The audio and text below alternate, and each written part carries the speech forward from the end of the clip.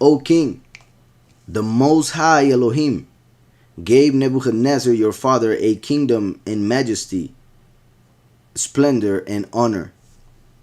And because of the majesty that he gave him, all peoples, nations, and languages trembled and feared before him. Whomever he wished, he executed. That's interesting. He may have been able to execute whomever he wished, except for the 3 friends of Daniel that he sent to the fire. But anyways, Daniel was not there that day. So, and because of the majesty that he gave him, all peoples, nations, and languages trembled and feared before him. Whomever he wished, he executed. Whomever he wished, he kept alive. Whomever he wished, he set up, and whomever he wished, he put down. But when his heart was lifted up, and his spirit was hardened in pride, like the heart that hardened that of Pharaoh. So we see once again another connection between Nebuchadnezzar and Pharaoh, just like there's a connection between Daniel and Joseph. So, but when his heart was lifted up and his spirit was hardened in pride, he was deposed from his kingly throne, and they took his honor from him. Then he was driven from the sons of men. His heart was made like the beasts, and his dwelling was with the wild donkeys. They fed him with grass like oxen, and his body was wet with the dew of heaven, till he knew that the Most High Elohim rules in the kingdom of men and appoints over it whomever he chooses. So that's a big intro, so that he knows why he's about to fall, so that he knows something that perhaps he ignored, since he didn't know who Daniel was. Verse 22. But you, his son Belshatstsar, have not humbled your heart. So we see there one of the reasons why he didn't accept the gifts. He didn't accept him as a humble person. He didn't see him as a humble person. He knew that he wasn't. So Daniel is being honest, frank. Something that is so hard for people nowadays. And they are talking to regular people. Daniel was talking to a king who could kill him for whatever negative thing he would say. And he's still saying the truth before his face. So, but you, his son Belshatstsar, have not humbled your heart.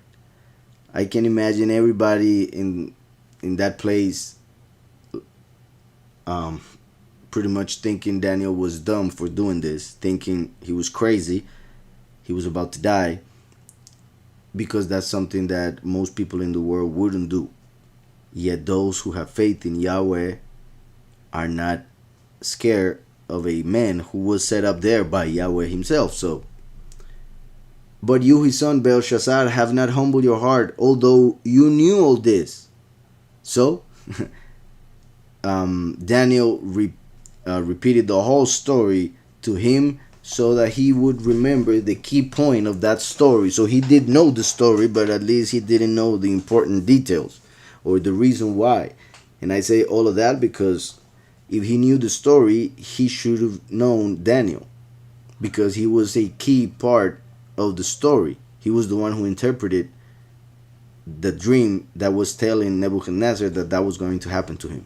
So, although you knew all this, so it shows like people, for instance, in the world who claim to believe in scriptures, they know certain things that are in scriptures, but they don't actually believe in them.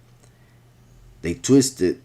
They twist those words. They twist the context and a bunch of other things to come up with whatever makes them feel good, instead of accepting the will of Yahweh and then realizing that that's the best, and then feeling even better that you could have felt with a lie, an illusion. So it says here, you knew all this, and you have lifted yourself up against the sovereign of heaven. They have brought the vessels of his house before you, and you and your lords, your wives, and your concubines have drunk wine from them. And you have praised the Elohim of silver and gold, bronze and iron, wood and stone, which do not see or hear or know, and the Elohim who holds your breath in his hand and owns all your ways, you have not exalted. That is amazing. So pretty much Daniel, without referencing what is written on the wall, he's already telling him what is happening, why that is happening, why he's troubled. If he were a righteous person, when he saw a hand writing on the wall, he would be excited just to know what is written. Yet since he is wicked, he started shaking when he saw a sign from the heavens. So that's very interesting also, whom you fear. If you fear Yahweh, you won't fear anything else or anybody. But if you don't fear Yahweh, you will fear everything.